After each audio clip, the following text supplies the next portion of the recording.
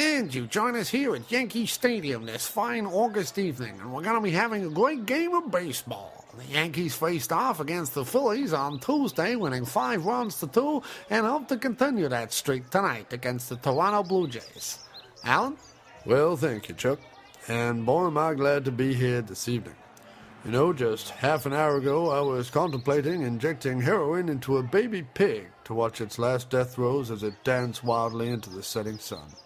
But you know what saved me? Baseball. And man, that's why we're here tonight. Some guys got to play a game, and who am I to deny them? I'm not. My job is to talk about the game for you fine folks at home. I'm sure you're not interested in the whiskey-fueled auto races I hold out of my Connecticut home, or the fact that the pants I'm wearing right now are made from badger pelts that I caught, killed, skinned, dried, and wove together myself using the teachings of my Native American friend, Bob Hanks Spin Doublet. Well, yes, thank you, Alan. And it looks like with a packed stadium up here in the balmy Bronx tonight, R.A. Dickey from the Toronto Blue Jays takes the mound to throw out the first ball of the game. Well, you know, Chuck, it's funny. You'd have thought that when my wife left me like that, taking all my children, my prize Lamborghini, and my entire collection of Tito Puente albums, that a man might feel, well, quite down about that for some time. A weaker man say, you know, like that Mitch McConnell fella, great tortoise-looking fool. But not me, man, not me. I just got straight back on the horse. By horse, of course, I mean gun. Well, sorry, Alan, to interrupt you there, but what a great hit by Brett Gardner as he takes first base with ease. And now walking out to the home plate, it's Jacoby Ellsbury. He is, of course, the first Native American of Navajo descent to reach the major leagues, and the Yankees are expecting big things from him this year. And you know, Chuck, like my Native American friend Bob Hanks Spin Doublet told me, the Navajo are a proud people. They're also magic. Not only can they control the sun with their mind, I once saw one of them turn into a possum, right there before my very eyes. No, you didn't, Alan. I did, Chuck. It was the damnedest thing. They had given me this stuff that the natives call peyote. I know what it is, Alan. Now is not the time nor the place. How's about you take a look at the game, huh, Alan? Tell us what you think.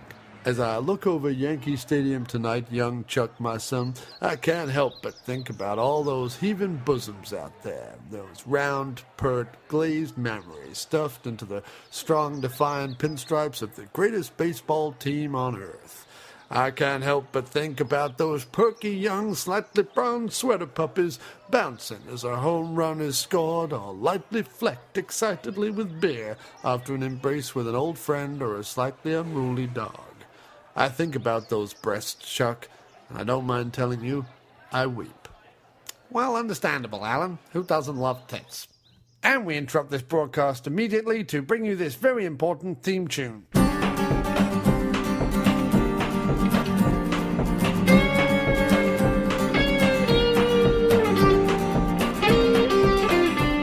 Apparently just did it there, right at the dinner table. Completely blinded her in one eye. It's the last time she'll use OkCupid again. Hello and welcome to the After Movie Diner. Yes, we're back, ladies and germs, and it's 2015. Wow, wow, wow. Excitable. Wow. And what has been happening in the world of the After Movie Diner? Well, big news is that I released an album over Christmas. The jingle for the album is coming up now. You may know him as John Cross from the podcast From the After Movie Diner, or you may not know him at all. But now you can know him as Miscellaneous Plumbing Fixtures with the release of his new album, Catch Up or Don't, See If I Care. Available now on Bandcamp, iTunes, Amazon, SoundCloud, Google Play, Spotify, and wherever music is found. A full 16 new folk, blues, and rock tracks from this bearded singer-songwriter. Find us on Facebook, Twitter, and at aftermoviediner.com. For links to the album and to learn more, go to miskplumbingfixtures.blogspot.com or miskplumbingfixtures.bandcamp.com.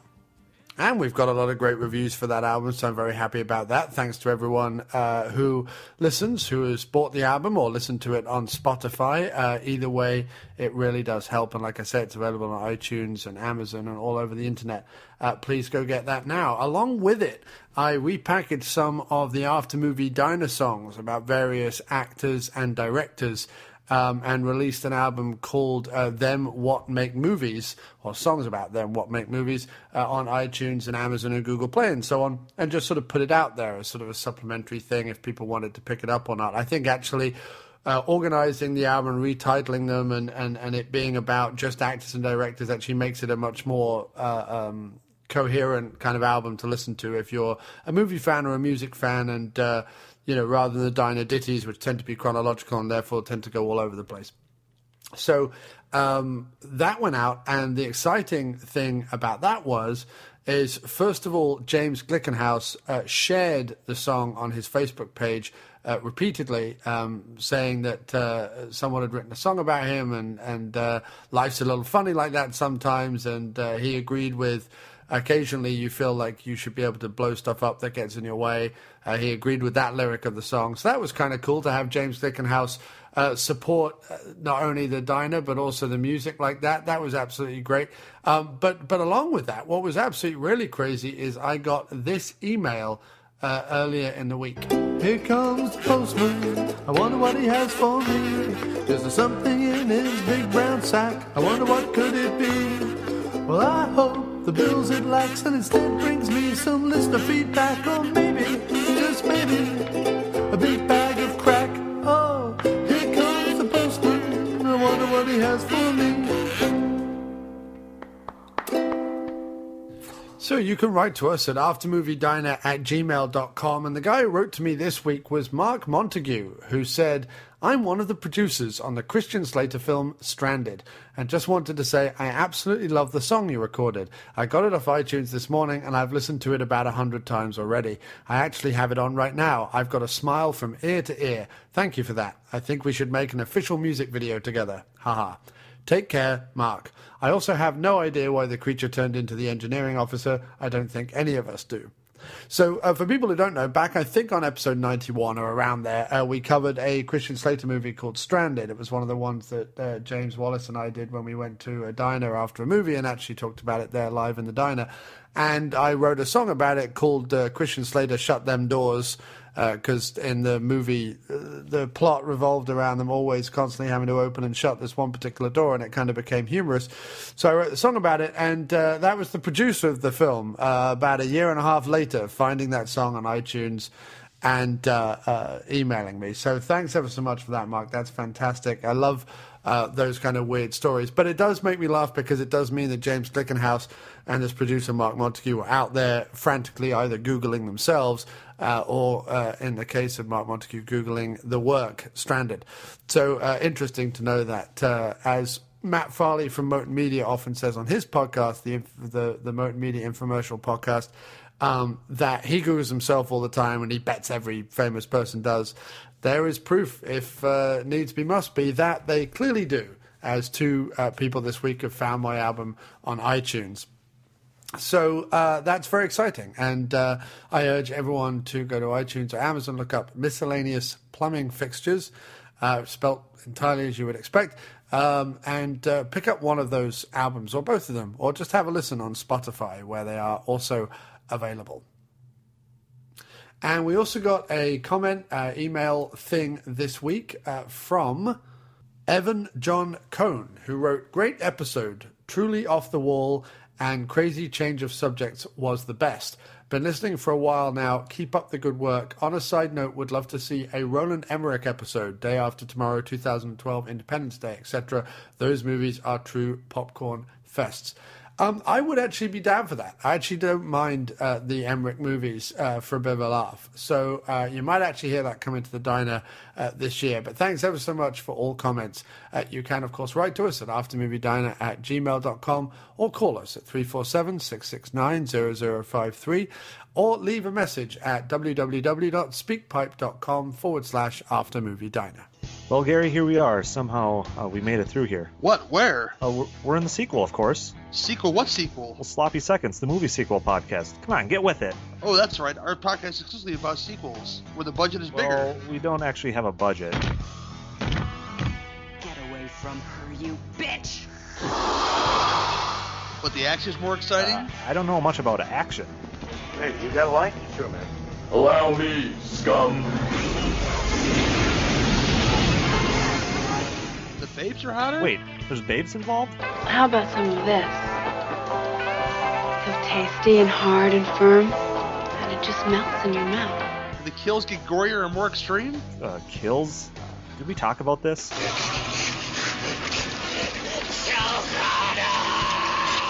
Never mind. So 5 Sloppy Seconds, the movie sequel podcast, exclusively on the Horrorphilia Network.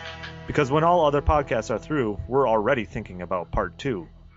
Okay, well, you join us here in the Bronx this evening, home to the historic and heroic New York Yankees for an evening of baseball, beers, boys, and brilliant movies. Here tonight in the After Movie Diner.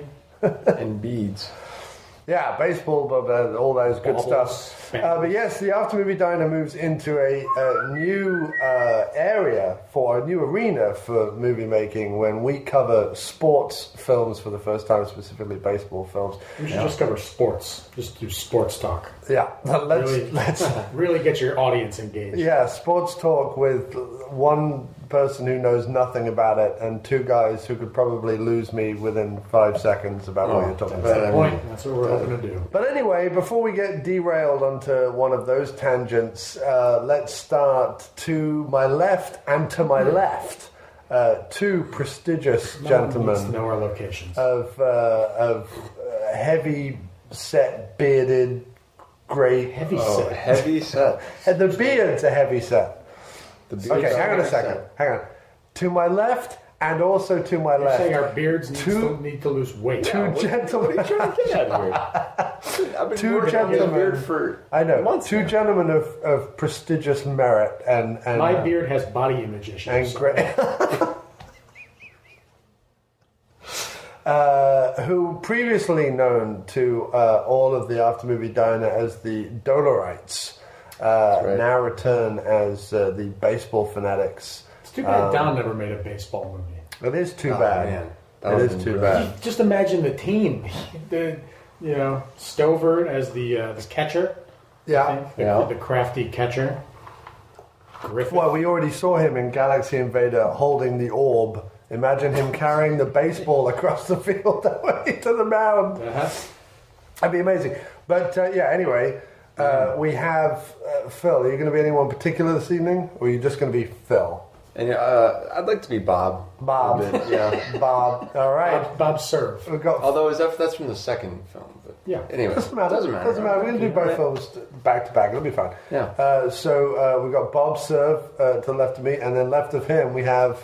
I'll have to go with Yogi Berra. Yogi Berra. All right. No, you know what? Phil Rizzuto, Scooter. Ah, nice. Phil Rizzuto. Okay. And I am, of course, going to be Shooter McGavin. So that's who was the guy with the red hair who was commentating the games in the first one? Oh, Red Barber. Red Barber. sure, I'm going to be Red Barber. Nice. Yeah. Bit of a racist, but we'll move over that. It's all good. He overcame his the whole point of the movie. I know. No, I mean, they completely. didn't portray that in the movie, but that he as a person. In reality, right. And we're going to cover two movies that are, their titles are numbers, and both important moments in baseball themselves. We have 42, which is the story of Jackie Robinson, the first African-American baseball player in the major leagues. Yes. And we're going to talk about 61, Asterix, which is all about Mickey Mantle and Roger Maris. Roger Maris. Mm-hmm. We just watched the movie, and I was trying to remember. Roger Maris's... You're a great Yankees fan. Their cutthroat chase after... their heart-stopping, stressful chase to kill towards beating Babe Ruth's home run in one season. What's the word I'm looking for? Well put. Whatever you were trying to say. Home run in one season. Record. That's the word I'm yes. looking for. Great. So Single season home run record. yes. I will be deferring to you for the jargon. But 42 and 61. Put them together and what do you get? 103, which is... More information. Anyway. If you subtract 39 from 103, you get 64. When I'm 64, Will you still need me? You could do a whole podcast, probably. Yeah. Well, we are doing a whole podcast. You could do a whole series on just movies with number titles. You got 21, that movie with Kevin Spacey. And 7. Although they technically spelt that out, it's not the same. Yeah, but they also put the number 7 instead of a V. Yeah, which doesn't make any sense. No, it doesn't. But there is lucky number Slevin, which also doesn't make any sense either, because Slevin isn't a number. And anyway, yeah, that's you know. Yeah. Well, that's a dead end. Huh? I'm sure there are other movies with 2001. Yeah, sure. 2010. Yeah. 2012. That's right, yeah. Yeah. See, there's a whole bunch of them. Yeah. They should have done 2002 through to 2009 just to fill in the gap. And then they should have done 2011. Yeah, all the other ones could have just been nothing happened. Just Arthur C. Clarke and Stanley Kubrick sitting around. Some elections. Just smoking pipes. And why was it funny we made this movie years ago? You know, it'd be great. Anyway, to the first movie... It'd just be this podcast, basically. Yeah, 42, the Jackie Robinson story. My daddy left us. I was only 6 months older than you are now. I don't remember him. You will remember me. Jackie Robinson, a black man in white baseball. I want you to know I'm there for you. In my heart. Think about the abuse that he's gonna take. Your enemy will be out in force, but you cannot meet him on his own low ground. What you gonna do if one of these pictures throws through your head? I'll duck. Mark my words and circle this date. Negroes are gonna run the white man straight out of baseball. This ain't the America I know. You hear me? If they knew you, they would be ashamed. If Robinson can help us win, then he is going to play on this ball club. You don't belong here, and you never will. Get off the field. Brooklyn Dodgers ain't changing our way of living. You're wearing me down. You are not the only one with something at stake here. You want a player who doesn't have the guts to fight back? No, I want a player who's got the guts not to fight back. You give me a uniform. You give me a number on my back. I'll give you the guts. I father, I Brooklyn Dodger them. I jack, I rob, I sin. Oh man, I'm Jackie Robinson. Except when I run base, I dodge the pen. I'm just a ball player. You a hero. Why don't you look in the mirror? This is a white man's game. I'm not going anywhere. I'm right here. I'm a Brooklyn boy. I may take some getting used to. Maybe tomorrow we'll all wear 42.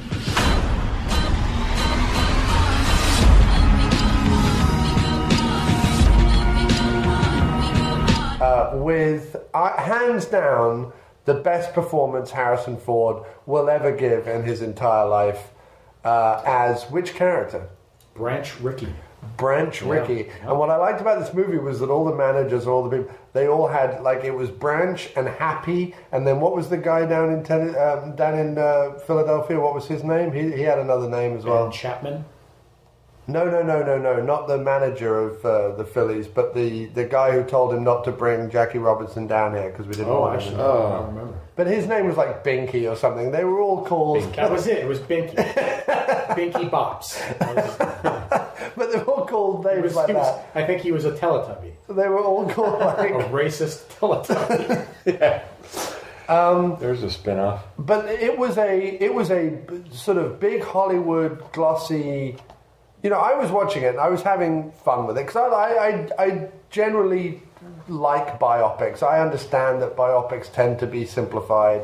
They tend to be overly dramatic, and they tend to make a hero out of their leading subject even if in reality we all have faults and flaws and foibles. Well, Phil doesn't. It tends. Well, no, Phil is nigh on perfect. I mean, his beard can still lose a little weight. But My beard's been going to the gym. Heavy set beard. I just meant that your beard was voluminous and joyous to behold. Heavy set. Voluptuous beards. That's what we have.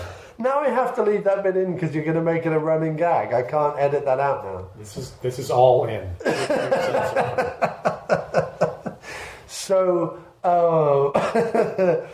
So yes, they tend to oversimplify things. And I was watching this movie, and I was enjoying it as a proper glossy Hollywood biopic.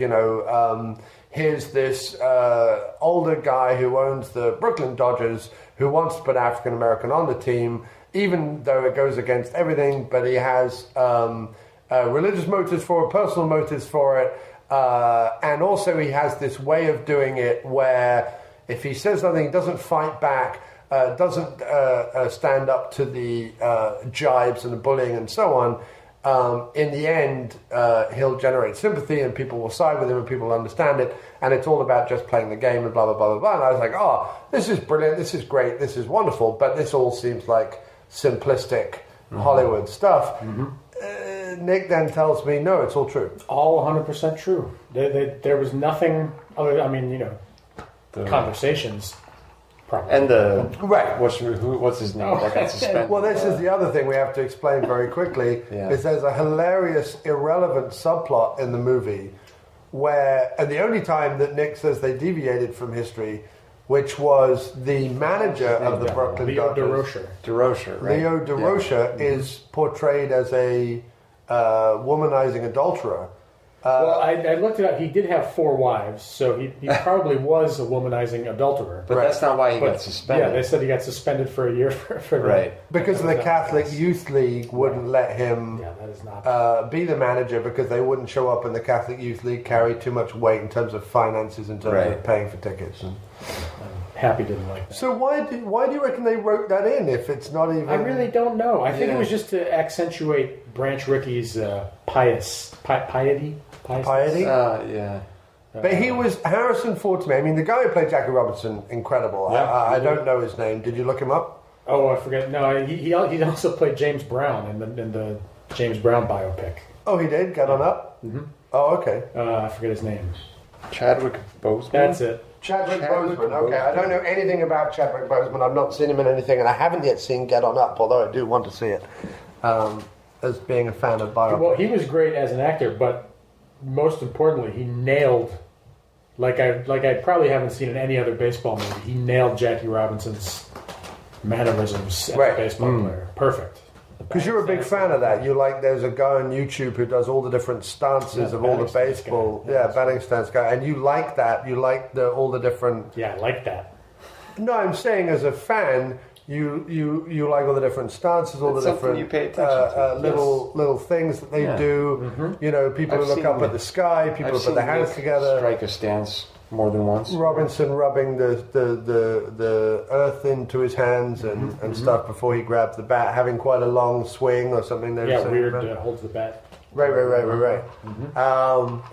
And yeah, so I mean, for me, he really nailed it. I thought it was, it was filmed, edited, directed impeccably. I mean, there was no, like I said, it was glossy in Hollywood. There was no like glaring continuity errors, weird camera moves, bad editing, nothing like that. No, it was pretty smooth. It was very smooth. But what really stood out to me, as good as the performances were of the baseball players, and they were very good, Harrison Ford, man. I mean, that was really something. What was he doing? I tell you what it was like. It was like Jimmy Stewart meets your favorite guy from the George C. Scott. That's what it was like. It was like Jimmy Stewart met. It was a lot of jowly kind of blah. But he wasn't even moving his mouth. He was just like,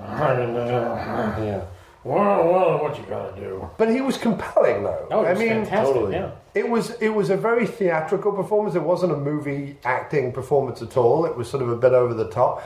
But when he was on screen, and I mean this as a compliment, because it emotionally drew me in, and I was charmed by it, and I was intrigued by it, and whatever. it was like watching a Muppet movie. He was like a Muppet, but like in a really good way. Do you know what I mean? It threw me off at first, you know. It's like I didn't expect to see that from Harrison Ford, but, you know. Well, because he normally plays Harrison Ford. Right. Trying to make right, no, that's what I'm saying, you know. You're just not used to that, but, you know. Yeah, I've never seen him play a character before. Right. Where he's like doing Except for impressions or himself. something. Right, but it worked. I mean, I want him to like go back 30 years and now do 30 years worth of movies of him playing different characters. I want to see Branch Rickey play. I think Branch Rickey should have been an actor. Clearly. Instead of integrating baseball, he should have... But what a phenomenal story. I mean, it's a very touching story. Yeah, they didn't have to add anything to it. It's all there. Yeah, and they really, Real thing. They really stuck to it. I mean, you know your stuff, so you were able to tell us that they really stuck to the story, apart from obviously poor DeRoche, whose name gets dragged through the his poor sexual mud. What did they ever do? Maybe the DeRoches are either all dead or they've all gone back to France or something and now own a vineyard and don't give a fuck. Oh, they've done even worse things or something. Something. The DeRoches have become like the Dessards of like they've become like the Marquis de Sade or something, and the DeRoche name is that horrible that they're just like fuck it, let's paint him as a philanderer. Who gives a fuck? Yeah, they were being nice in 42. Yeah, right. that was the nice. If you knew what really the DeRoches had got up to, you know. I think there's like a sex act called a DeRoche. It involves a telephone. Well, it involves baseball gloves and batting, and a telephone though, because of the scene. Nice. He was lying, and he was played by the wonderful. What's his first name? He's Maloney. What's his first name? Christopher Maloney. That's it. For the people will know from Wet Hot American Summer and Law and Order. Law and Order. Special Victims Unit. Right. And he was a special victim, all right. A special victim. Created some special victims. The guy who wrote 42, who clearly was just like, well, I don't like this DeRoche guy. Well, they had to kill him off somehow, I guess. Well, it was Brian Helgeland. Brian. The great Brian Helgeland. But a good, strong cast, and no doubt. Obviously an important story. So Phil, I forget. Bob. Yes. Bob, your opinions on 42? I thought it was a great film. I mean, I think we've expressed most of its greatness. I mean, keep going. Just keep talking. Yeah. No, I mean, like, I think they just like nailed every little detail, and I mean, it's good that we had Nick here to verify everything. Sure. But well, he's done the reading. He's done the research. Lying. You never know. He could be lying. Yeah. I mean, but like, you know, like it was like you could just see like how brutal it was for. Well, just fucking miserable. I mean, you know what I mean? The Phillies manager guy, like. Right. It's like all that stuff, man. I mean, he just spent like a whole, whatever it was, 5 innings of a game just screaming the N-word at the guy. Yeah. And then saying, you can see. But then he escalated it to being like, and I bet he's screwing your, like he went on to the other players, I bet he's screwing your wives and blah, blah, blah, blah. Like it just. But you could also see like the whole Dodgers team, how like uncomfortable they got, because you know what I mean. They're just like, well, that was what I really liked about it. What are they supposed to do? Like, right, but that's what I liked about it is that it, and Harrison Ford voices this later, but when his little lackey gets played by the guy from Grey's Anatomy, whose name I never remember, but like his little lackey guy got all upset and was like, I don't know how you deal with this, and he was like, oh, it builds sympathy.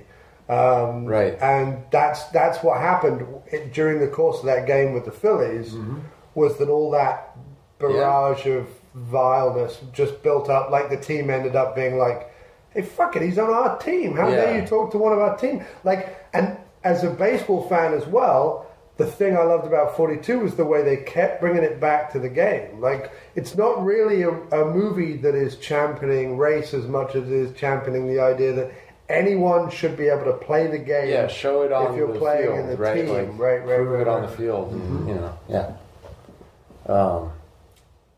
The beauty of the Jackie Robinson story. Right. I mean, you could say that a lot of people think Jackie Robinson did more for race relations than Martin Luther King, even just because that people know baseball. Right. So that they were able to see, wow, this guy can really play, even though it shouldn't have to come to that. That's what people. That's what. But that's what I said when we were watching the movie, and I think when Robinson really breaks down, I think it's during that Phillies game, and Ford comes to him and says, you really need to do this, and it's really important that you do this, and you have to keep going out there. Obviously, being a big Trek fan, Nichelle Nichols, who plays Uhura on the original series Star Trek and then in the movies, she was told by Martin Luther King, or this is certainly the story she tells, that after the first few episodes she didn't want to be on the show anymore. She just thought it was silly, it wasn't her kind of thing. And also that show is famous for having like big egos at the center of it, and Shatner and Nimoy and people who didn't necessarily make the rest of the cast feel as welcome. According to the rest of the cast, who knows? It's all conjecture. Yeah. But Martin Luther King was like, you don't understand. When you tune into that TV show, you're on the bridge of the ship with Caucasians, with Asians, with as an African American woman. Like you're equal to all these. Like you're in high command on this spaceship. That's important for young kids to see. Totally, because in 42 is before that. It was much before that. Negro leagues or regular Major League Baseball. This was like the first time. There was the 42 was like 20 years before that, or 15 years before that show even came on. I know, but that's the crazy thing, it went on for 30, 40 years still. Right. Yeah. No, I know, but like the 1940s, I mean, it's like pretty like Jim Crowy. I mean, it's like. Oh yeah, things were really bad, man. Yeah, it's ridiculous. And the 42 like really kind of showed that. You really got to see, and even like the thing about the Phillies manager and making the Dodgers players feel uncomfortable. Just like with that whole scenario, it's almost like you get the sense that the Dodgers players almost kind of got to like walk in Jackie Robinson's shoes a little bit. You know what I mean? Like. Right. Well, because suddenly he's no longer an African-American man, he's my teammate. Yeah. Like, suddenly his color fades away, it's irrelevant. Really terribly, like... Of course. Damn, that's fucked up, Yeah. Well, it's the same thing as, like, people seeing on TV the fire hose stuff with the... in the 60s, the civil rights movement. Up in Chicago with the riots. I think it was Alabama or whatever. Yeah. They were using the fire hoses on people. People saw it. Oh, you mean down in the Selma story, you mean? Yeah. Okay, yeah, well, that was in Alabama, but there was also the Chicago riots in late 60s, I think, late 60s, maybe early 70s, where the police went fucking nuts and fire hosed and batoned people. So it's bad. Right. And now here we are today. We know it's bad, as we've said. But it's still bad. It's still, and that's the insane. I think that's the thing that I find so disconcerting is that it's still going on and that it's still a thing and it's still And I got the same feeling after I finished Selma. Although obviously 42 is a certainly more upbeat story and a certainly more positive story. When I finished watching Selma, like the saddest thing is that any of that footage. That particular civil rights movement, although it was very sad and tragic footage, were able to use to their advantage because it became front page news around the world. The bridge beating, the Bloody Sunday bridge beating that happens in Selma, Alabama, became front page news, and it forced Johnson's hand. Or the film says that there's been a lot of discussion after the movie that Johnson is portrayed bad. Who gives a fuck? But anyway. There's been a lot of discussion about that, but anyway, it's said to have forced the president's hand into like speeding up the passing of the bill that allowed them the freedom and the rights to vote and the ease to vote and all the rest of it. And to see that footage in the movie and then to see the footage in real life, it's and it's the same thing in the movie. In the movie Selma, it's all race. Like people come from around the country, and it's. To do that march, it's not just African Americans. Sure. It's there's religious leaders, there's Jewish leaders, Muslim leaders, Christian leaders. They all join forces. There's Caucasians, there's Asians, there's African Americans. Like everyone, everyone in America who could make it there and wanted to. The I guess the more liberal side did. In the same way that when you see the protests that are happening and were happening around everything that we've seen last year, it was. All races in all cities. It wasn't, just one thing. It was a people, and And 42, like I say, certainly a more uplifting story. When you go and see the Yankees now, it's or any baseball team, but I'm talking about our team. When you go see the Yankees, it's a very diverse team. It has been since I started, liking them, and obviously it has been forever. So, not enough Italians, though. You really need more Italian Americans, more bearded Italians. Yeah. Well, we need more beards. I think they need no beards. So someone needs to be the Jackie Robinson of bearded Yankees. Yeah, right. I agree. Plenty of beards in baseball. They're just not allowed on the Yankees. So, which is ridiculous. Yeah. Well, especially look what it did for the Red Sox. Sadly. No, that had nothing to do with it. Yeah. Okay. I'm not going to bring that up. But I thought a really good film, and I think Harrison Ford, as funny as it is, it's also a genuinely moving bit. Like when he told the story about, because Jackie Robinson at one point pins him down and says, "Look, why are you doing this?" And he's like, "Well, we just fought a war with Germany to defeat fascism. We should defeat racism here at home." Well, it's Peter Falk as, but that's more or less what he was. What he was doing, and Jackie Robinson says he was as pantomimic as Falk is. And he said, no, come on, really, what is it? And he was like, "You made me love baseball again." And Ford wells up on screen, like you see him about to cry. I don't know about you guys. I had to choke a few back. Yeah, I had to. Sure. You're such a baby. I had to really. Come on, you didn't get a little verklempt while you were watching? I remember. Yeah.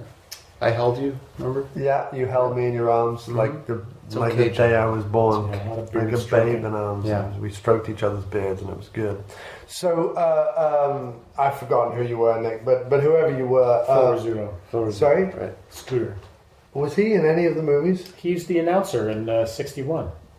The short Italian announcer. Oh, okay. Wow, you really picked. Okay, so you should have seen the lasagna. Those holy 16 layers. Yeah. Oh, he was great. That was like the night we watched that Yankees game, and the guy was talking about the Cowboy store down on Broadway and 9th or whatever, where he was like, I got a really good pair of boots in there. Like, that was amazing. I love that. We grew up listening to Phil Rizzuto on the TV. Right. These stories that have nothing to do with it. He would announce people's birthdays. Holy cow. So what did you think of 42 just before we move on to 60? Oh, I loved it. I thought it was... looking at baseball movies, all you're looking at... Well, one of the things I love is looking at how accurate the stadiums are and the actual baseball players. And it was probably the best I've ever seen. And they all look like real baseball players. Right. And they nailed all the mannerisms of the individual players and the stadiums to see them big on the screen like that. Fantastic. Eye candy. And you'd only seen them in photographs and historical. Yeah, to see them come alive like that. That's books. Yeah, I can't get enough of that stuff. I'm a nerd for that. And I thought the CGI was pretty good, pretty flawless. Yeah, I never noticed any. It didn't look hokey or anything. It all looked. I don't know where they filmed it. Whether there's some old stadium. Yeah, there are a couple of old ones down in Georgia that they filmed at. There's one in particular. I don't remember what it's called, but that's where they probably did a lot of the minor league stuff. Right. And then the Ebbets Field was obviously CGI, but it looked fantastic. Yeah, it looked really good. I was really impressed, and I'm a sucker for, we could all tell when we were watching the movie, but I'm a sucker for those old cars and buses and trains and all that stuff. And, if only that era wasn't, like we were saying, a hotbed of bigotry and violence, it would have been so much nicer to have lived in a world like that, because... prejudice and bigotry, but man, those cars. Right, but they were, right? These big behemoth, they all look like refrigerator or Airstream or whatever. They all look like big fucking shiny, gorgeous things as opposed to the plasticky crap people drive around in today. All right, take it easy. Oh, come on now. There isn't a car on the road today that compares to those old fucking cars. They were incredible. They looked like fucking tanks or... Yeah. They looked like kind of were too. Airstreams of fucking refrigerators on wheels. They just had.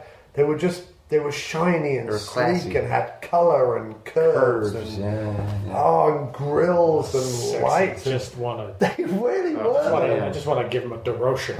Right, I want to give him a good DeRoching all over the front hood. DeRocher. Good old DeRoche across the windshield a couple of times, just to. That's what I felt like doing. But no, I thought, to be honest, I picked up 42 last year when I was living with you, Nick, and I picked it up and I thought, you know what, it's a baseball movie, it's just come out. Even if it's like a white, to pardon the pun, but like a whitewashed kind of story, glossy, bullshit Hollywood thing, it'll still be fun for Nick and I to sit down for a couple of hours and watch this movie. It'll be all good times. I'll pick it up. And it was on sale or something. And because unfortunately, the sad thing about 42 is it was a movie that came and went. Like, it showed up, they tried to make a lot of noise with it, but it didn't really make as much impact. Do anything. Yeah. And then it disappeared again, and it was on sale on Blu-ray within weeks kind of thing. So I picked it up, and we always intended to watch it, and 9 months later, 8 months later, or whatever it is, we finally got around to it. Which is about our speed. We're not that fond of each other. So. No, so it's all good.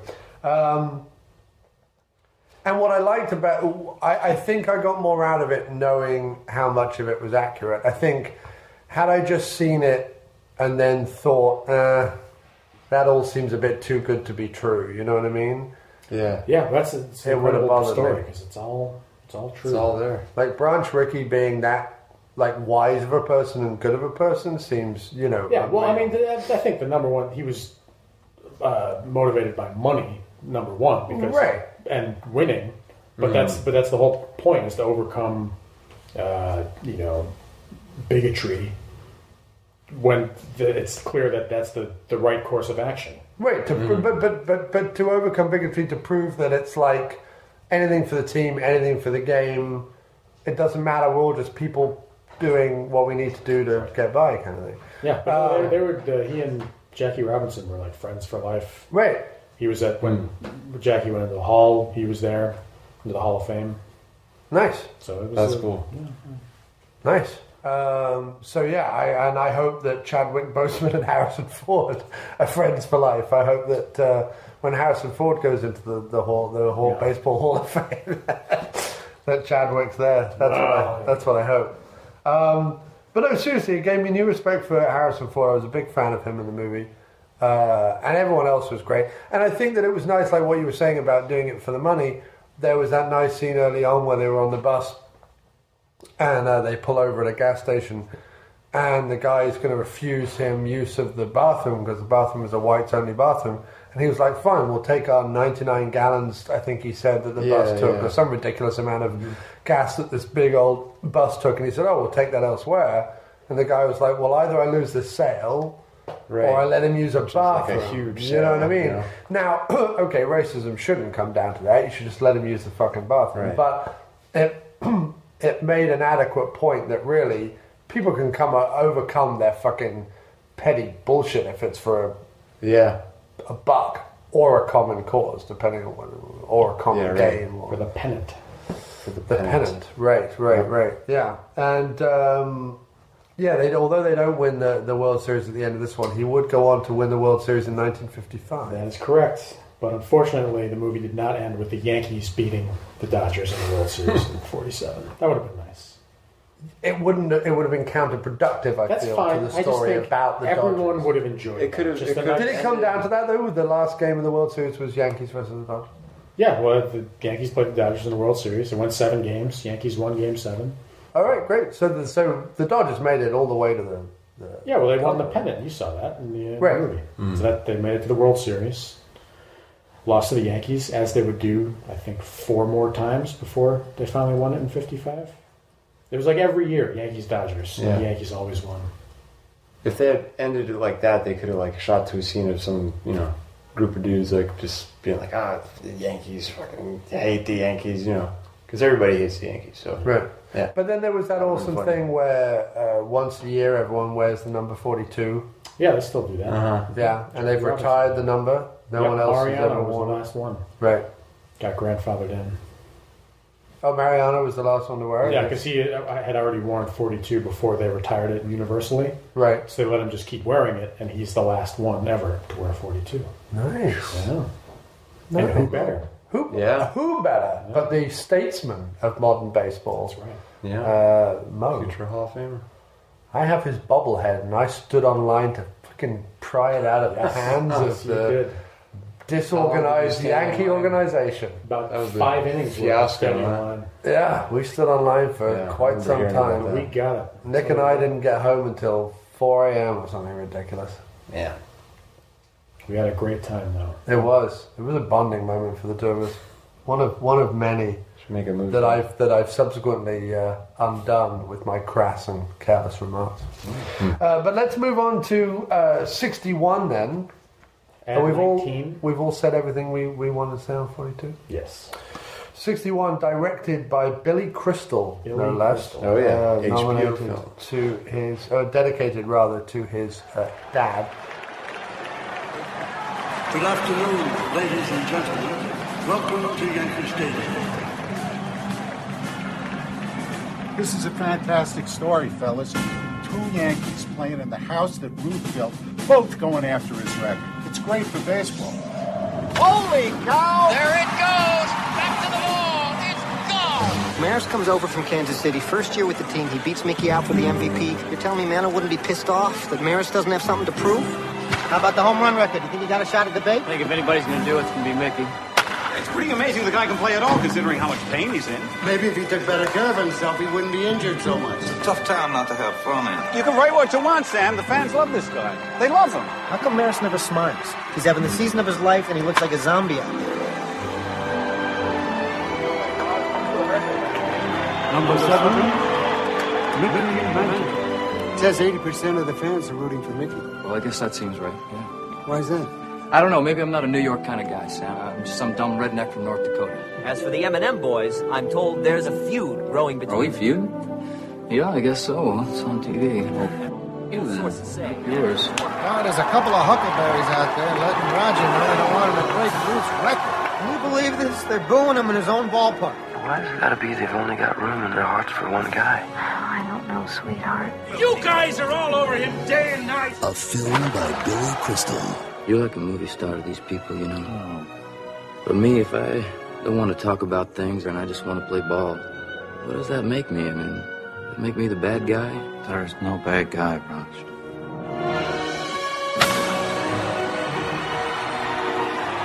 Thomas Jane. Barry Pepper. 61. I think we need to get my roommate in here, Emanouil, into the thing. Is he there? There he is. Time. There we go, Emanouil. Crash out, but No, join us on the After Movie Diner, so please introduce yourself. Say hello. I'm Emanouil, and I'm John's roommate. Oh, boy. And, well, I've been listening to a lot of these being recorded, but this is the first time I'm an active participant. That's right. Look at that right there. Let's move this over slightly. Look at that. Okay, sir. Did you want to run us through then, as you saw, well, between Nick and yourself, as you saw the whole film, let's talk the plot. Who's he going to be then? Who do you want to be, Adam? Do you want to pick a character to be? Character or whatever. Oh, jeez. It doesn't really matter. It can be the DVD there's so many great ones. Yeah. Anyway, let's just go with it. Nick, you start, and then Emanouil, you finish with the plot of 61. What's it all about, guys? Well, it's about the 1961 Yankees, one of the great teams in baseball history. Roger Maris had joined the Yankees the year before, won the MVP, but Mickey Mantle was the hero. He was groomed from the start to be the next great Yankee, the successor to Joe DiMaggio and Babe Ruth. Yogi Berra was still on the team. Yogi Berra was still on the team. Whitey Ford, the chairman of the board. Moose Skowron. Oh, Moose Skowron, one of my favorites. All the greats were there. Yeah. But anyone named after a woodland creature, I'm all over that. Yeah. Well, they called him Moose because he looked like a moose, I think. Right. But, so the season starts, and they both get very hot, and they start hitting a lot of home runs. The record is 60. Set by Babe Ruth. Within a 154-game series. Correct, and this is the first year there's 162 games instead of 154. Hence the asterisk. And they, it goes on, they get close, and the fans turn on Maris because they want Mantle to win it. Right. And there's a lot of drama, and I don't want to give away the ending. Right.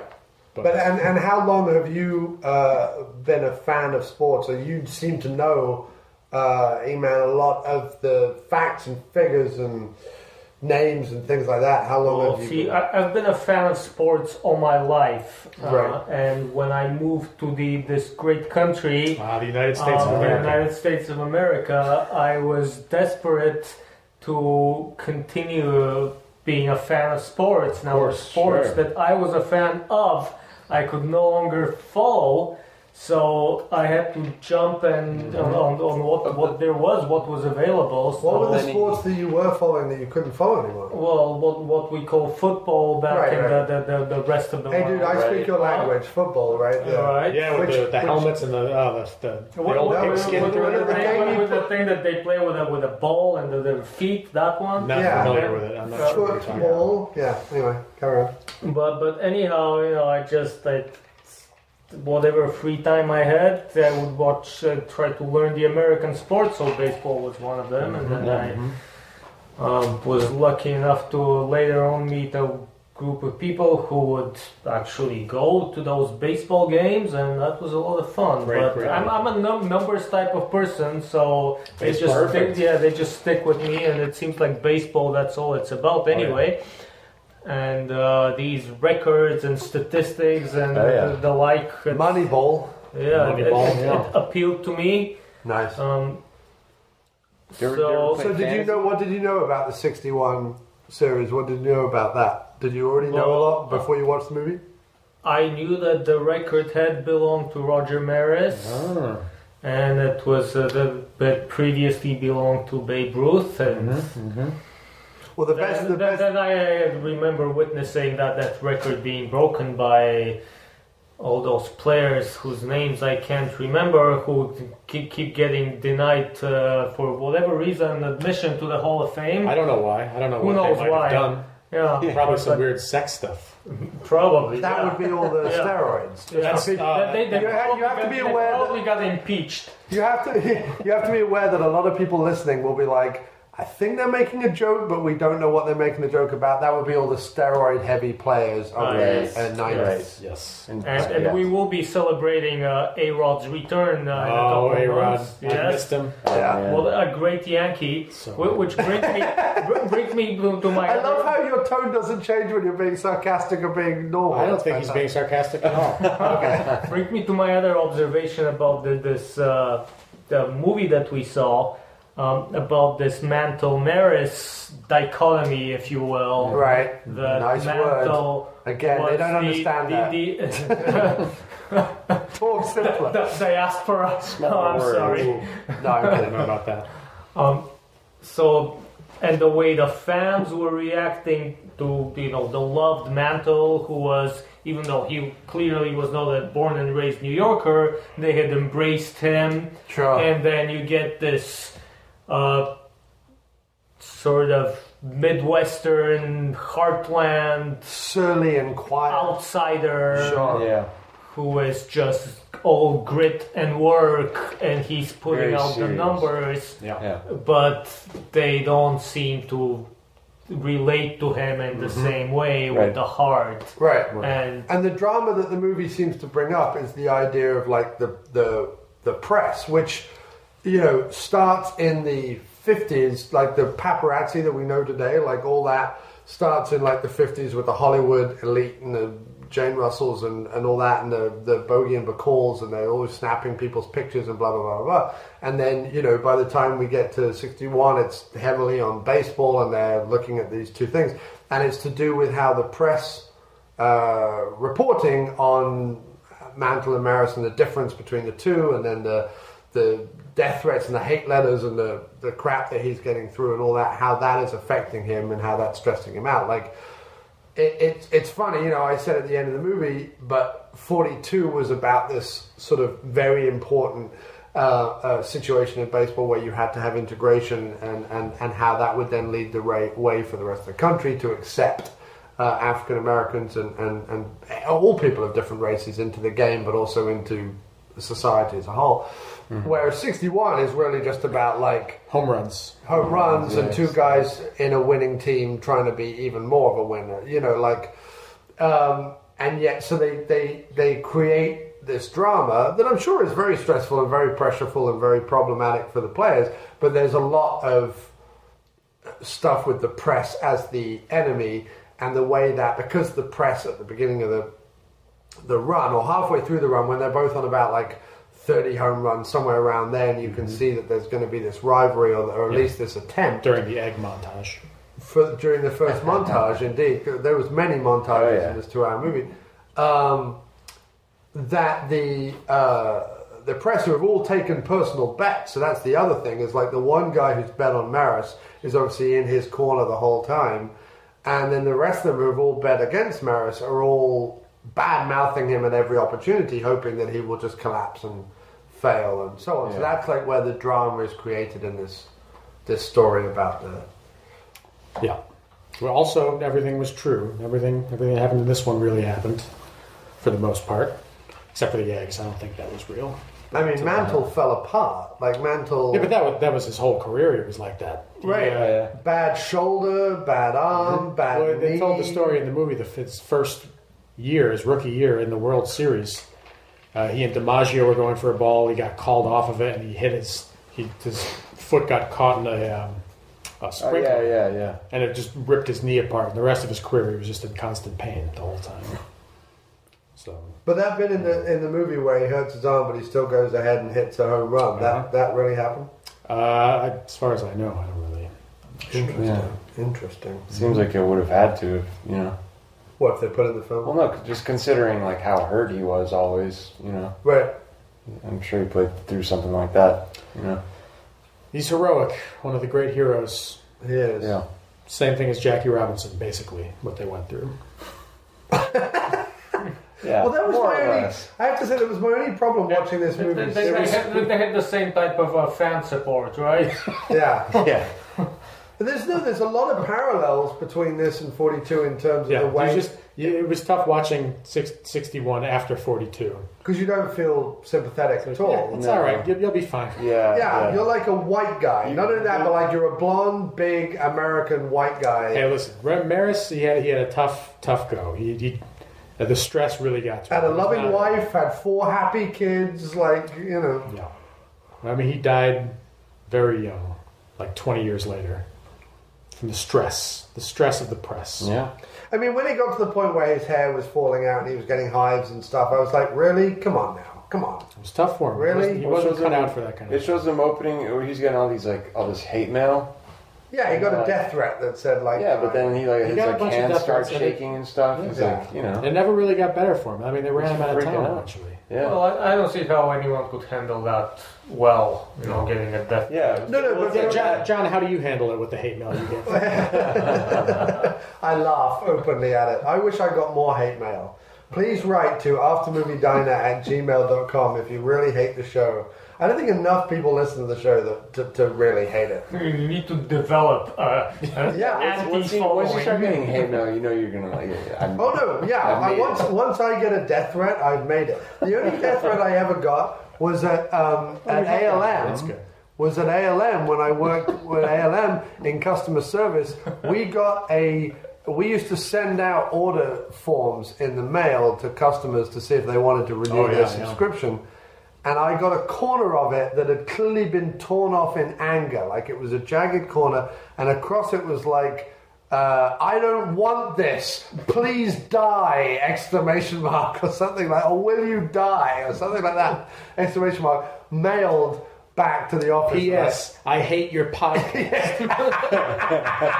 So I had a death threat at customer service, not to me personally, but to customer service to ALM as a whole, which I had nailed to my board the whole time I worked there, just as a humbling kind of, don't get too big for your boots, because someone out there wants your... Don't do any more Peter Weller movies. Yeah. Is that the big problem, the Peter Weller... That's what I've heard. Okay. Is that what you've heard? The negative aspect of the podcast was that we did too many Peter Weller movies? Mm-hmm. I don't think you can ever have too many Peter Weller movies. I don't think there are too many Peter Weller movies. No, they're awesome. They're all good. Yeah. There isn't a bad one out there. Anyway, back to 61. We've got Thomas Jane, Barry Pepper.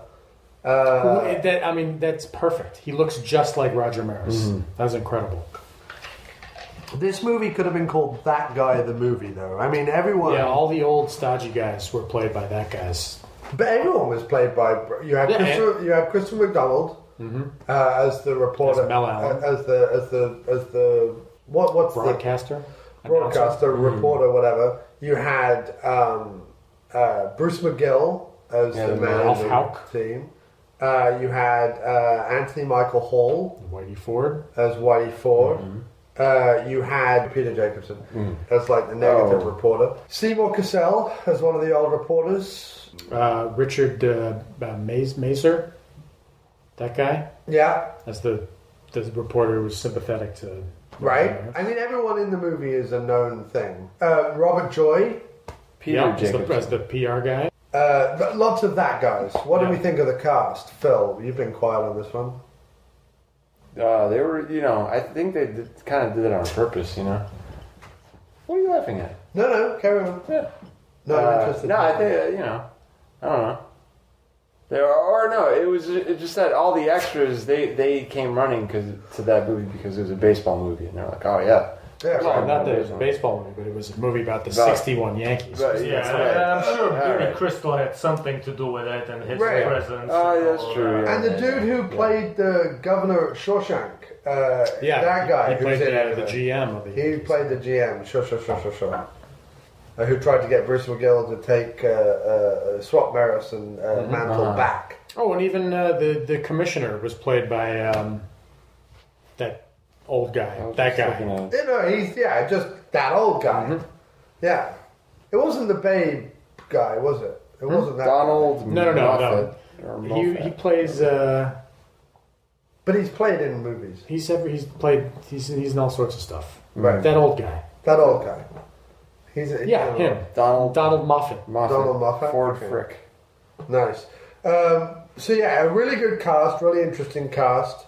Again, really nice, like, baseball sequences. Yeah, all the baseball stuff is fantastic in that movie. Yeah, well shot. Both movies, the baseball stuff. More stadium footage. Yeah, the old Yankee Stadium stuff. I mean, in 42, they were able to, like, freeze frame what the actors were doing.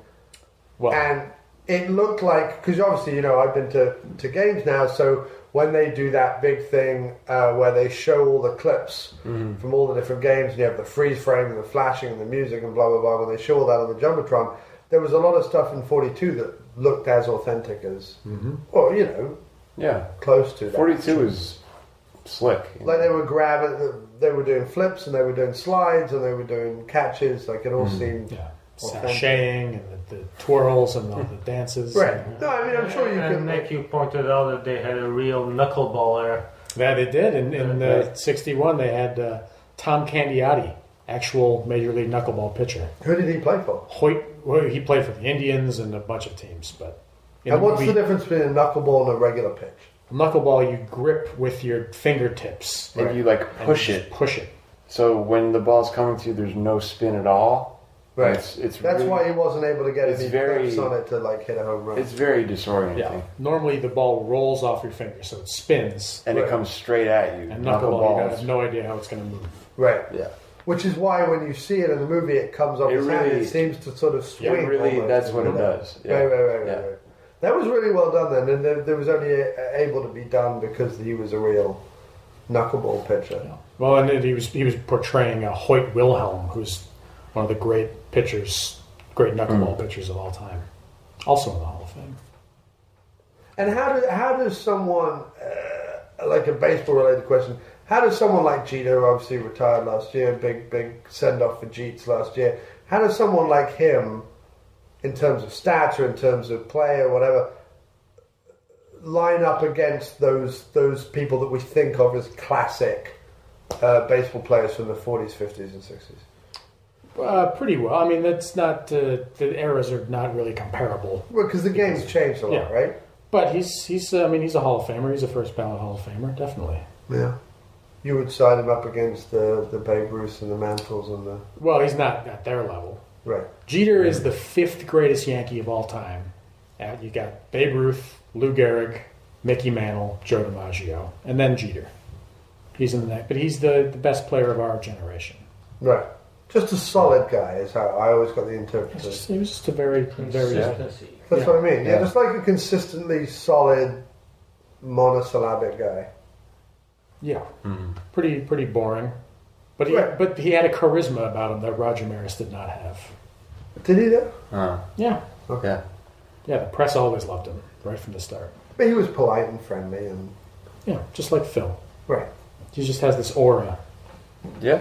Phil has a very Jeter-esque quality about him, I think, in his own way. Yeah. Show no emotion. Yeah. No major fuck-ups in your career. Well, let's not go crazy. Yeah. There was that but time... I've overcome them. You know, where he was playing bass and there was some craziness that happened. That's not what I was thinking about. Well, what other career have you had? Oh, when you left your coffee grinding job. Please not get into that. Please. Okay. It's too painful. Too sad. Yeah. I liked 61. I think after 42 it was a difficult sit just because...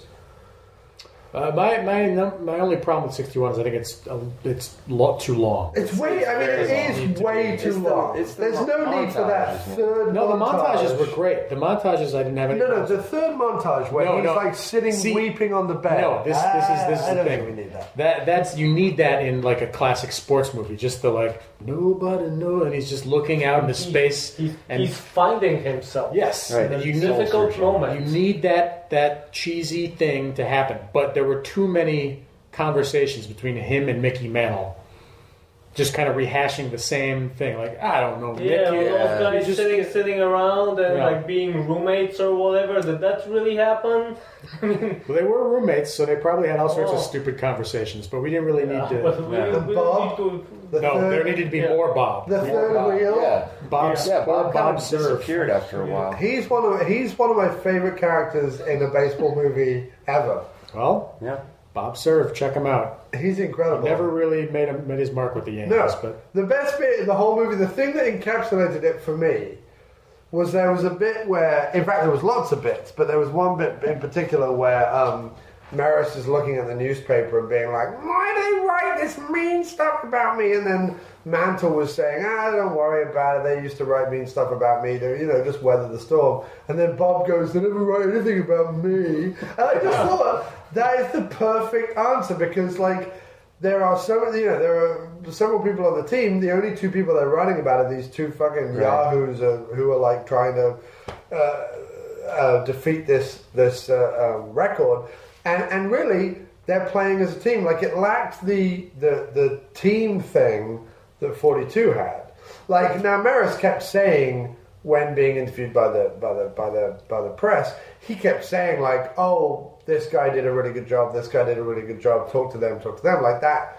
That became a theme. But ultimately, the story was about these two guys, and Bob represented how I felt about the whole thing, which was like, look, yeah, all very good, but like they're not writing about any of us. Would you shut your whining up? Like there was too much whining for me. Well, but that was real. They really did focus on just him, and he kept saying, "Stop focusing on me." I get it. That is the conflict. He was on your side. I get that the press is scum. I get it. I understand. But I'm saying the whining was the same thing that you're doing. He was saying the same thing as you.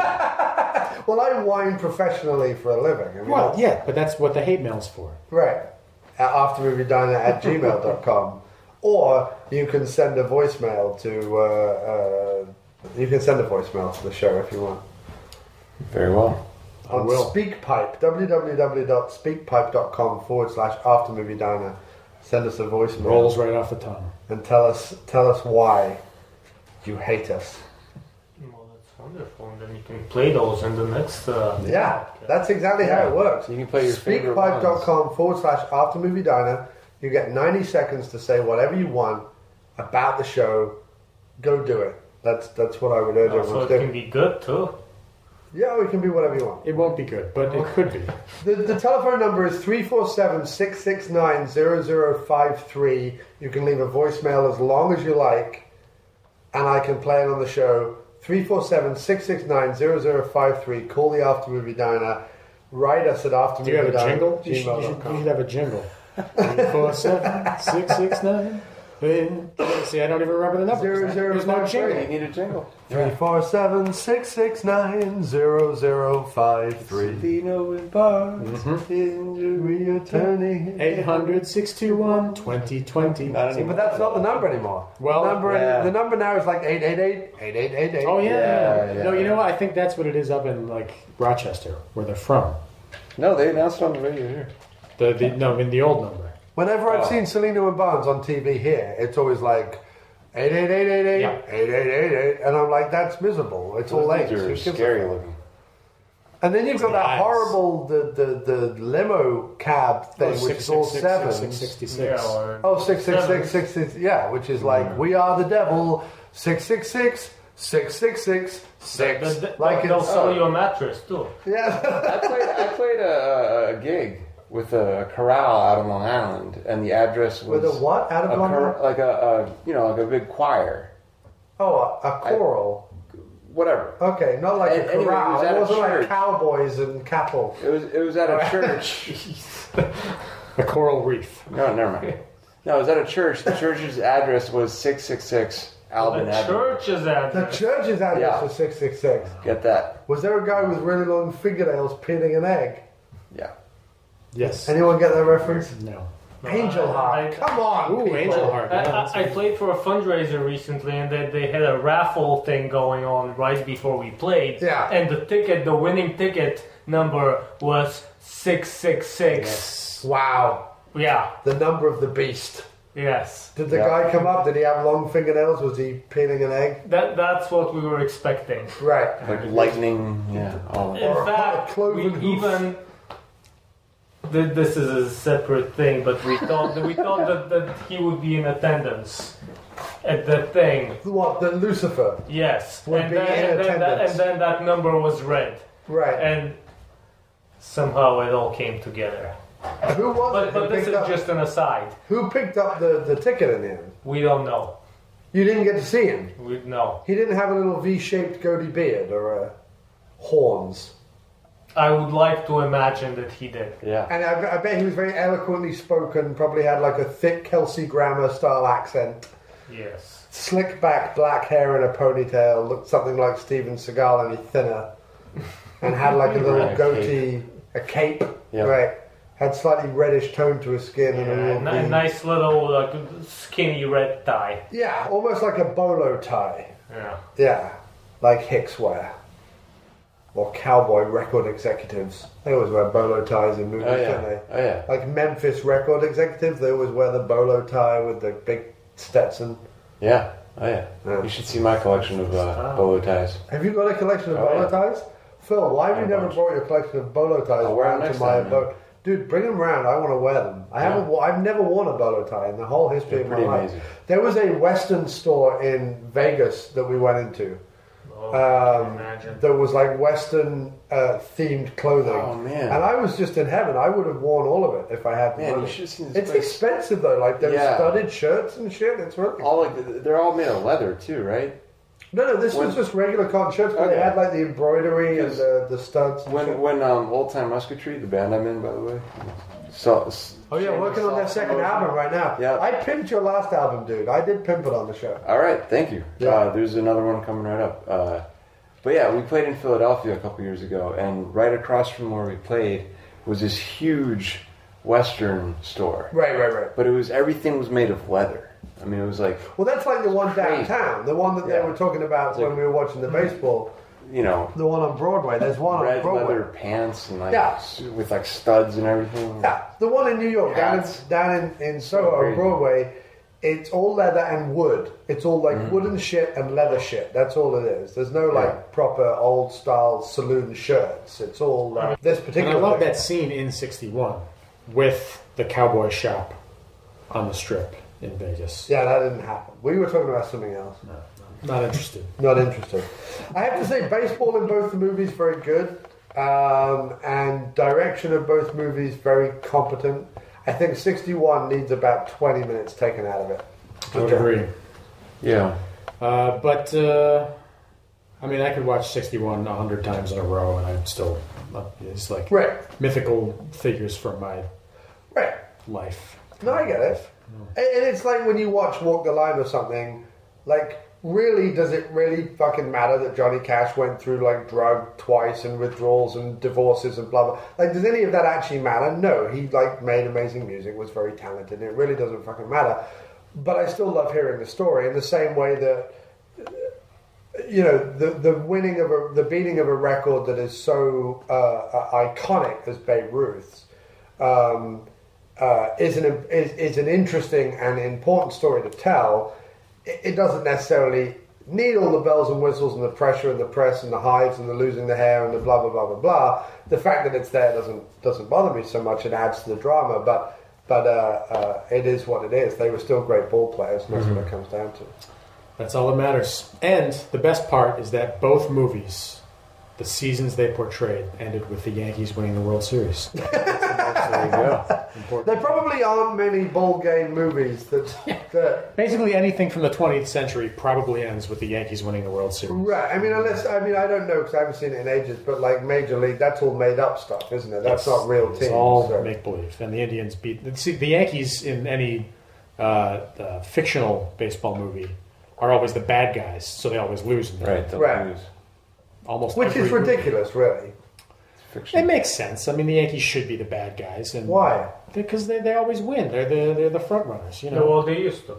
Yeah, they haven't won since 2009. They haven't won since I was a fan of them. So I claim that I think there's some correlation there. Yeah, I've been a fan of them now, coming on 6 years.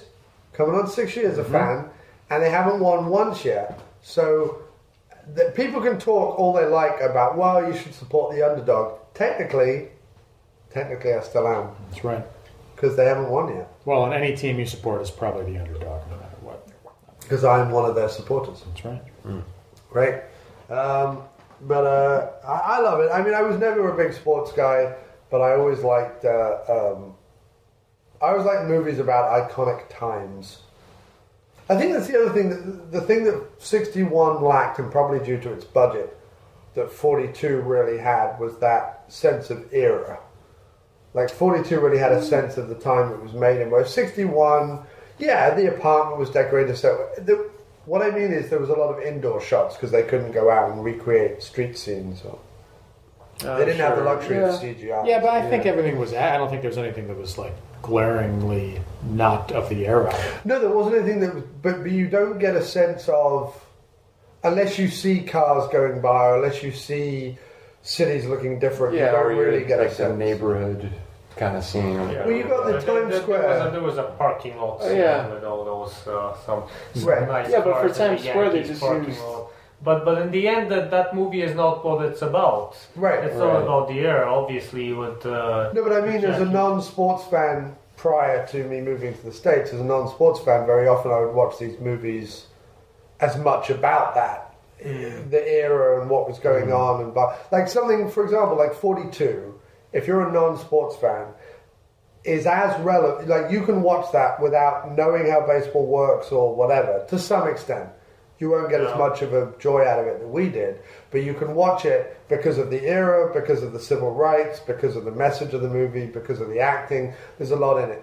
Whereas 61 is specifically about a baseball thing and an iconic moment in baseball history off the back of another iconic moment in baseball history and in American history. So that there's not so much, because of the budget, there's not so much to lock you into the era as there is so much the game itself.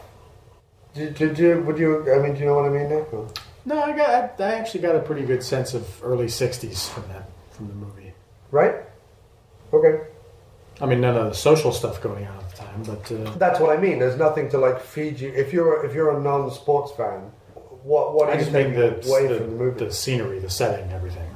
Right. I mean, you saw the casinos and you saw the. Actually, I think if you were a non-sports fan, you might enjoy it a little more because it's all about the drama of the conversation of the two people. Whereas I'm watching it, I'm like, all right, let's get back to the ballpark. Right. I guess so. I think 61 is specifically, it's like enclosed in the stadium almost, you know what I mean? Right. Whereas 42, you know, you well, they're traveling around. You see. No, but you see like, you know, you see like what was happening in the country. Kind of, you get a sense of that, right? Too. You know what I mean? Like where. Well, like, it's also more of a international themed storyline because it's talking about civil rights, whereas right. The second one's talking about a game. Yeah. Which tends to be quintessentially American, despite there being baseball leagues elsewhere. Mm-hmm. It tends to be an American story. And who we choose to be our heroes, you know what I mean? And whereas something like music, if it's a Johnny Cash biopic or an Elvis biopic or a James Brown biopic, anyone can kind of latch into music. Not anyone can latch into baseball, unless you're already a fan. That's what I mean. About the two movies. I still love both movies. I don't think that there's either movie put a foot wrong. I just think 61 was a bit long. That's really the conclusion I came to. I don't disagree. Did you have any ending points, Emanouil?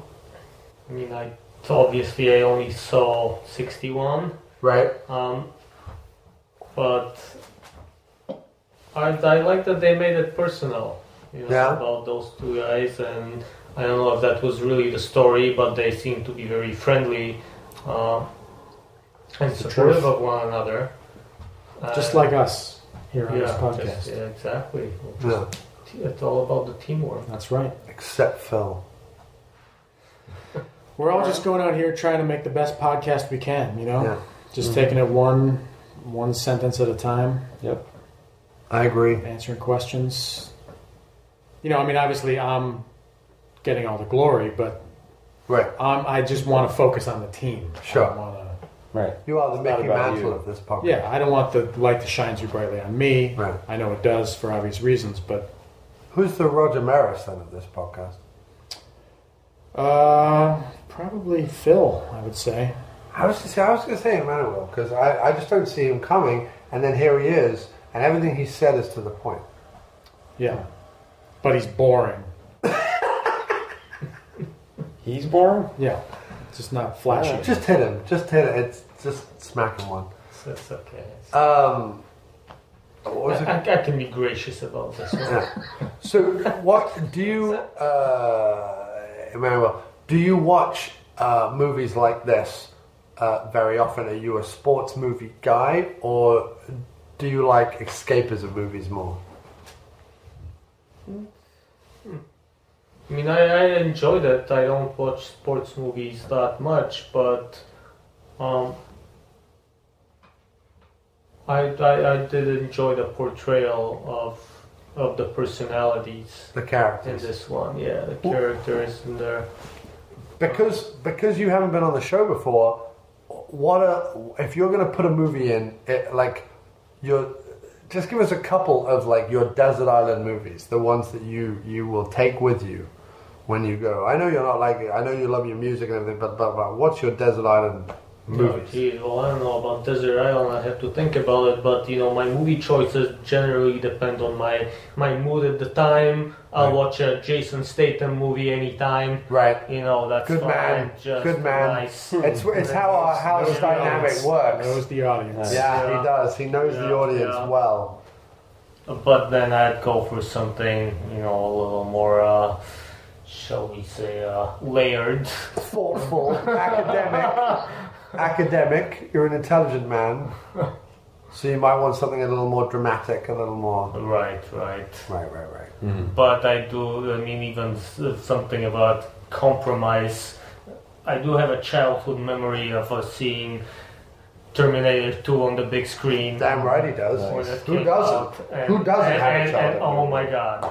Yeah. I still remember the day. But you know, I mean, I'm not just about the action. I like the thoughtful too. You know, there's a lot to be said for Jason Statham's Killer Elite.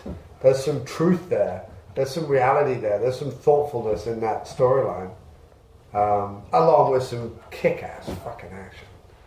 Anyway, Nick, the two movies tonight. Any closing statements? No, I just really. I mean, I think they're both in my top 10 baseball movies. I mean, 42 I hadn't seen before, so I think that moves into my... Wow, that moves into your top 10 already? Top 5, yeah. What are your top 5? Whew. Let's see. You got Bad News Bears. Right. That might be number one. That's a classic. That's a quintessential. Right. You can't get away with making movies like that anymore. Major League is obviously there. We need to do the Major League movies. I think that's the next thing we tackle. Yeah, I'm down with that. Let's do it. I mean, I love. Phil and I were just talking about League of Their Own. League of Their Own. That's a great one. Yeah. Is that in your top 5 then? Yeah, I mean, it's up there. Okay.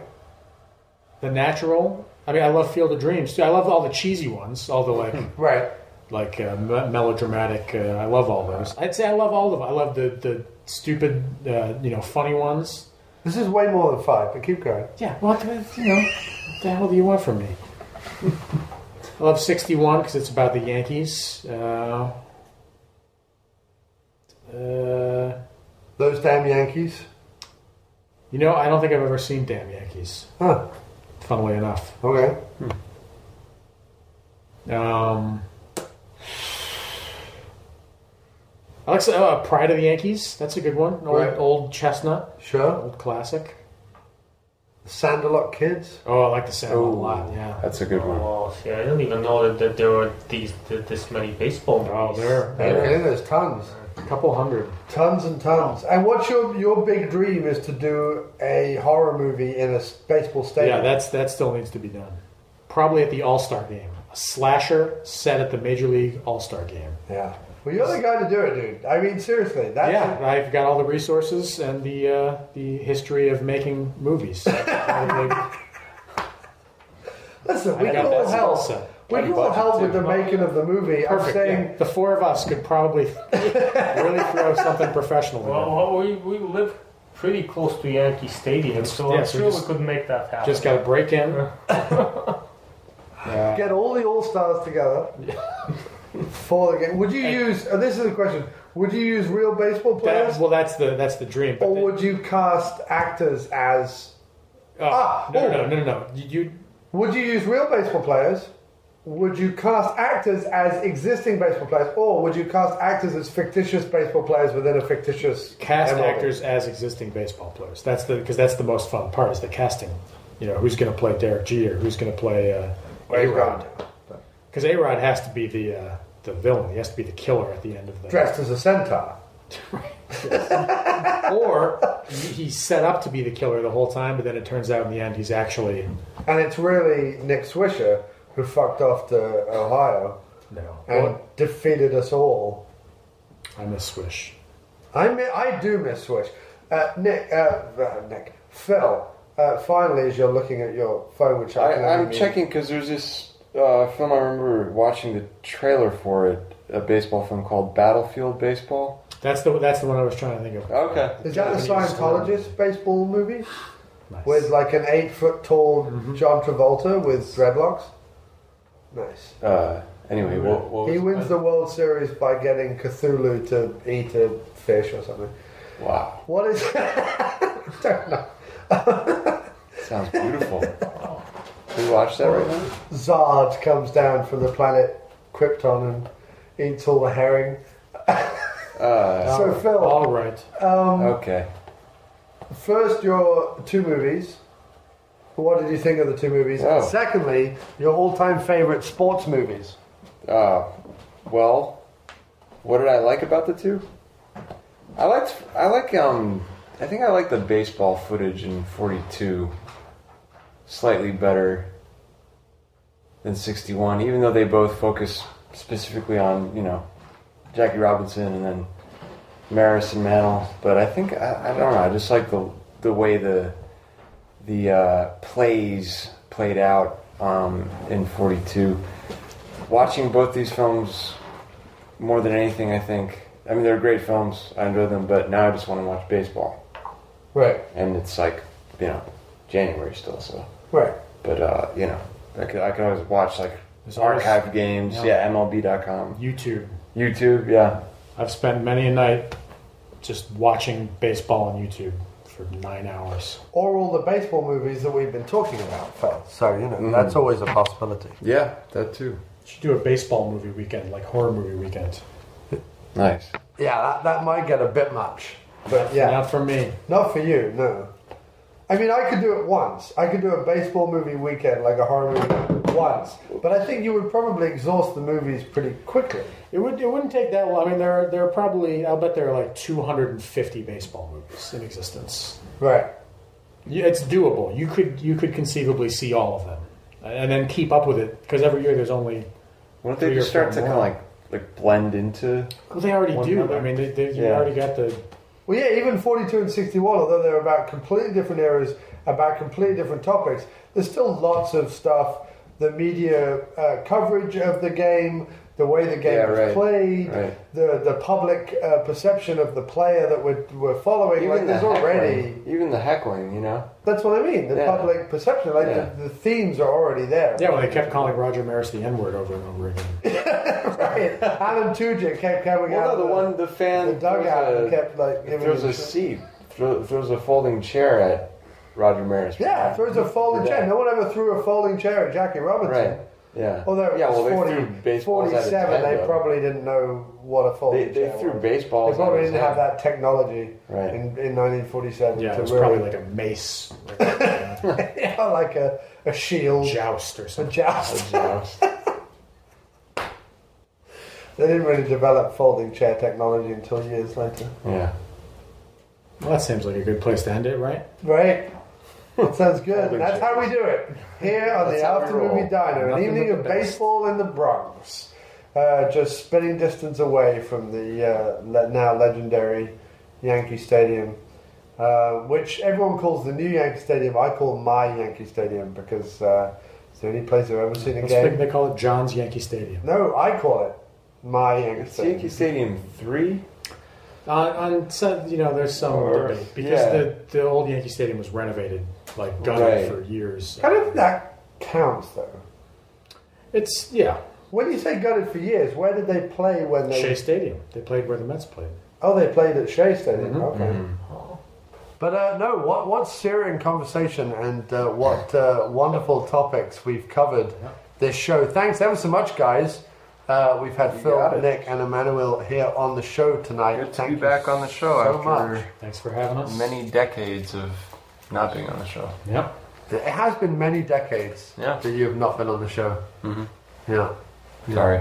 In fact, I can't remember the last time you were actually on the show. Even when you were on the show before, I felt like you were less on the show than you were tonight. That's nice. That's a nice thing to say. I feel like Erin has done something. She's brought out a more perceptive Phil. Sure. I don't know what I'm saying. The illusion of that. Go Yankees. Illusion. Never mind. Go Yankees. Go Sabres. Yep. Well, thank you so much, and Emmanouil, thank you so much for joining us on your first ever After Movie Diner. And last. For it's 1, 2, 3 strikes, you're out at the old ball game. Take me out to the ball game. Take me out with the crowd. Buy me some peanuts and Cracker Jack. I don't care if I never get back. Let me root for the Yankees. If they don't win, it's a shame. For it's 1, 2, 3 strikes, you're out at the old ball game.